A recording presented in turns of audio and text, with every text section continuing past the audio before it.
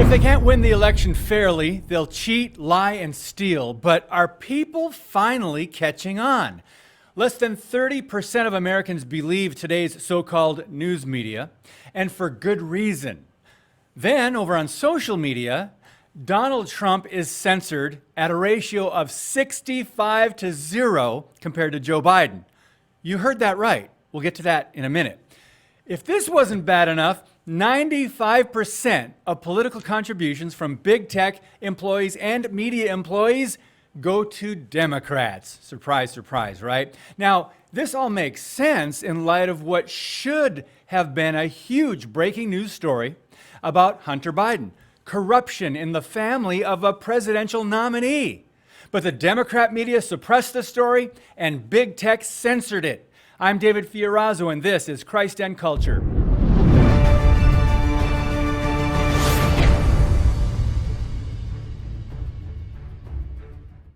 When the complicit media refuses to report anything negative about Joe Biden and Kamala Harris, Americans who want the truth try finding other ways to get the news out. But what happens when social media outlets censor us as well? U.S. senators on the Judiciary Committee say they will subpoena Twitter CEO Jack Dorsey for actively interfering in a national election after his platform censored news reports on alleged corruption involving Hunter Biden. Listen to Senator Ted Cruz. The New York Post itself, when it attempted to put out its story, was blocked on Twitter and Facebook. The New York Post has the fourth largest circulation of any newspaper in this country. Never before have we seen active censorship of a major press publication with serious allegations of corruption of one of the two candidates for president. So while Twitter banned people who linked to the story, the Democrat media acted as if the story didn't even exist. Now, we're not talking about anonymous sources here, which the left often uses against Trump. In an August 2017 email on Hunter Biden's laptop, he allegedly received millions of dollars from a corrupt Chinese billionaire in perhaps a series of annual fees. Imagine if this was anyone in the Trump family or Trump administration. The Washington Examiner's Byron York said it would be important to know if Hunter Biden introduced a Ukrainian businessman to Joe Biden. According to York, we already know that the Ukrainian energy company Burisma put the younger Biden on its board to win influence with the Obama administration, whose point man on Ukraine policy was Hunter Biden's father, Joe, then Vice President of the United States. Now that an executive from the corrupt Ukrainian company that was paying his son $50,000 a month to do nearly nothing, much of the political world's reaction is not only to deny the story without investigating, but to praise social media companies for banning it. So, are we to believe there's nothing else to see here on Hunter Biden's laptop? Move along, nothing behind the curtain, pay no attention. Which reportedly, the laptop contains a cache of 40,000 emails, text messages, and countless documents containing dates, times, and financial details that can be verified. They can be easily checked against already known information. Where are the few true journalists left to look into what has been alleged?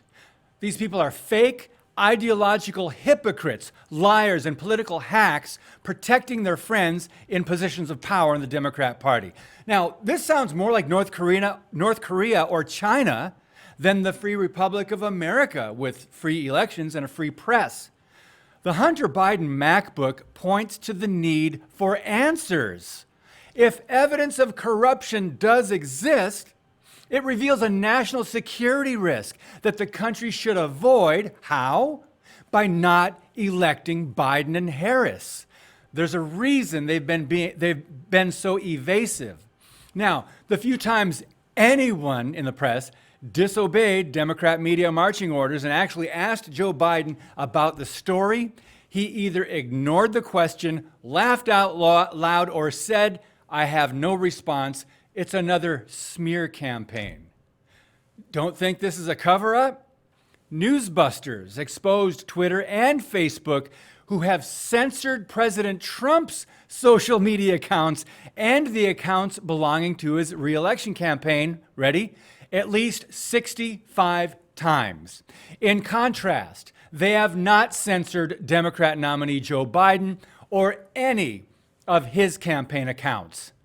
Never. Whether it's social media or the news media, they're no longer even trying to hide their allegiance to one political party and their open hostility toward Christians. It's no surprise an overwhelming majority of people in this country no longer trust the news media. A 2016 Gallup poll revealed that only 32% of Americans have a great deal or a fair amount of trust in the liberal media. For comparison, in 1976, that number was 72%, almost a complete flip. Well, sadly, we must now demand that those who control information and those who preach equality and tolerance be fair and stop discriminating against people who don't agree with liberalism, socialism, atheism, globalism, progressivism, or communism. Next, what can we learn from contributions to political campaigns? Well, lots, actually. Thanks for asking. Since the 1990s, a majority of media elites, corporation CEOs, and tech leaders have endorsed or supported liberal politicians. So what about today?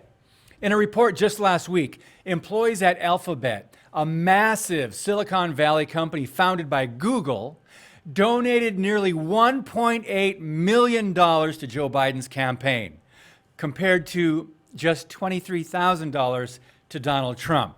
In an analysis at Wired magazine entitled Silicon Valley Opens Wallet to Biden, it states this: Wired found that employees at Alphabet, Amazon, Apple, Facebook, Microsoft, and Oracle have contributed nearly 20 times as much money to Biden as to Trump since the beginning of 2019.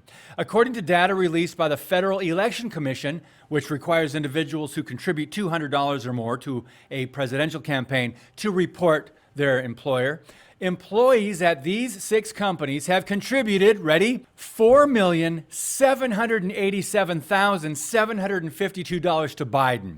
How much to Trump? Just $239,527. Oh my goodness, not even close. So, from all forms of media, to the entertainment industry, to the university system dominated by Democrats and progressives, to corporations and radical anti-American nonprofits, to Planned Parenthood and the National Education Association, which, by the way, has supported every single Democrat presidential candidate since Jimmy Carter. The scales are tipped so far to the left, it's astounding Republicans still win elections. That's how bad Democrat policies are. But the media today would have us think that the current polls suggest Joe Biden should win the election hands down. Not so fast. Even with an information and media monopoly, we the people still live in a blessed constitutional republic with free elections, and it is coming, friends, November 3rd. They can ban us, censor us, hide or suppress our posts. They can try to silence us, but we will fight for the right to remain free, to share information, and speak openly about our faith. Jesus Christ and biblical morality have been abandoned by our country. Absolute truth rejected. The complicit, corrupt media is just one consequence of this rebellion. But countless Americans are praying and engaging. Check this out. A massive prayer rally with tens of thousands of people, some say up to 100,000 or more, took place last month in Washington, D.C. as part of a prayer march led by Franklin Graham and others. They spent hours in prayer to God for our nation, and reports said 3 million more watched online as believers crowded the Lincoln Memorial and National Mall, praying for repentance, healing, and the salvation of America. Unreported by most media outlets, of course, but it was very encouraging. So if you're like me, it's a challenge to believe things could change much for the better. However, the individual solution remains the same: faith in Jesus Christ and a relationship with Him, the only source of true, lasting peace. Yes, there's hope for our nation, friends, but only if God's people pray and return to the Bible and our Judeo-Christian values again. It's not impossible, but time is running out. God bless you, and keep speaking the truth about things that matter. Hey guys, thanks for watching. Most of you know our show is being censored by big tech. It's hidden, really, on YouTube, Facebook. Sadly, this impacts our long-term ability to produce the show, so we're tackling the problem by launching our brand new Patriot Club. Look at this beauty, right? For a $99 tax-deductible donation, you'll not only keep our show going, but we'll ship you this stainless steel tumbler etched with the American flag, and freedom never tasted so good. Visit patriotclub.us to show your support. That's patriotclub.us. Thank you and God bless.